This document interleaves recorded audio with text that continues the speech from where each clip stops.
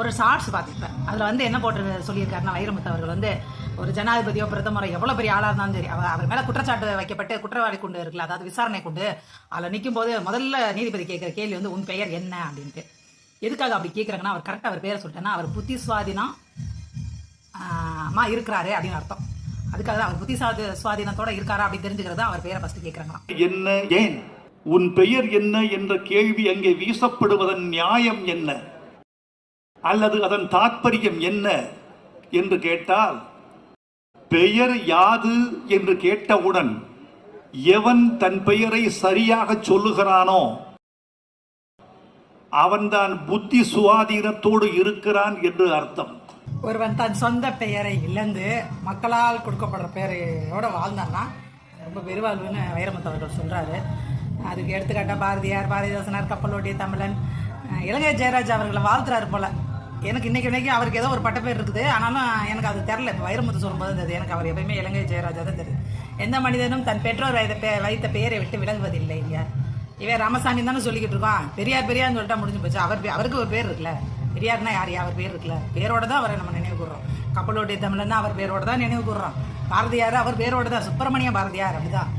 எல்லாரும் பாரதிதாசன் அதே தான். கனக சுப்புரத்தினம் பாரதிதாசன் பேர் எனக்கு தெரியும். அதெல்லாம் ரொம்ப தப்புங்க.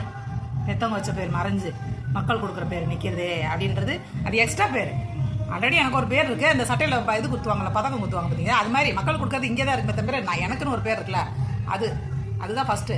அப்புறம் நான் போட்ட உழைப்புக்கு எனக்கு கிடைக்கிறது இங்கே இருக்கிற அந்த பதக்கம். கவிப்பேரரசெல்லாம் நீங்கள் கிடையாது. எவனோ தண்ணியை போட்டு வந்து பட்டம் கொடுத்துருக்கான். யாரும் நான் முதல்ல தேடி பார்க்குறேன். மன்னிச்சுக்கோங்க கலைஞர் ஐயா, நீங்கள் தான் அந்த பட்டம் கொடுத்ததா ஒரு வீடியோ பார்த்தேன் நான்.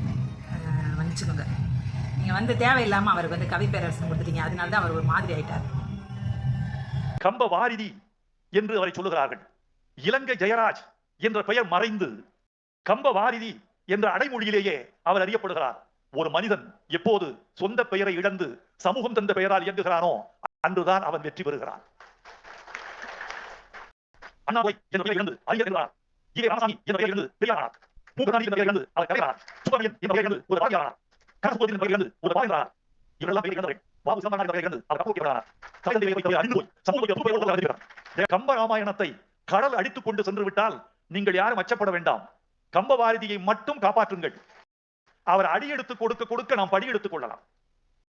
சின்மையும் பாஜகவும் இல்லைன்னா வைரமுத்துவை ஒன்றுமே பண்ண முடியாது. யார் போடுற காசு? எங்க வீட்டு காசு எடுத்து தின்னுபிட்டு எங்களுக்கு எதிராக நீங்க குலைச்சிட்டு இருப்பீங்களா? யார் போடுற பிஸ்கட்டுக்கு நீங்க இந்த மாதிரிலாம் பேசிட்டு இருக்கீங்க?